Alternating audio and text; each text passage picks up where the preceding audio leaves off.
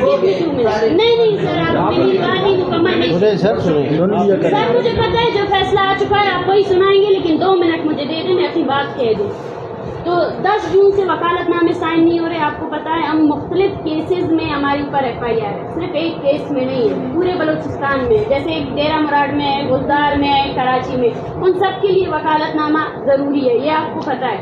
تو اس پر میں نے جج صاحب سے کہا، وہاں پر سپرنٹینڈنٹ جیل جو ہے کوئٹہ کے، انہوں نے ATC کورٹ کے جج پر ہمارے سامنے بلیم لگایا کہ انہوں نے ان کو آرڈر دیا ہے کہ کسی وکالت نامے پہ دستخط نہیں کرے، جس پر جج نے بالکل اس چیز کو یہ کہا کہ ہم ایسا کر ہی نہیں سکتے کیونکہ رائٹ آف ڈیفینس ہر کسی کا حق ہے. بالکل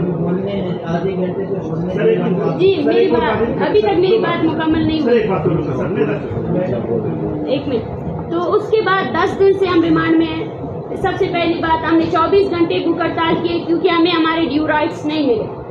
پچھلے والے جج نے جو ریمانڈ دی تھی اس وقت انہوں نے یہ کہا تھا کہ آپ کو سارے ڈیو رائٹس ملیں گے. یہاں پہ ایک ڈسیبل شخص ہے، اس کو وہ ڈیو رائٹس نہیں ملے. ہمیں کس حالت میں رکھا گیا؟ جج کے آرڈرز کے باوجود مجھے میرے فیملی سے نہیں ملوایا گیا. میں اپنی لیگل ٹیم سے ابھی تک نہیں ملی ہوں کہ ان کو کیا، ان کے اور ہمارے درمیان کوئی بات چیت نہیں ہوئی ہے. اور دوسری سب سے بڑی بات یہ ہے کہ ان 10 دنوں کے دوران کوئی وکالت نامہ ہم سے دستخط نہیں کروایا گیا.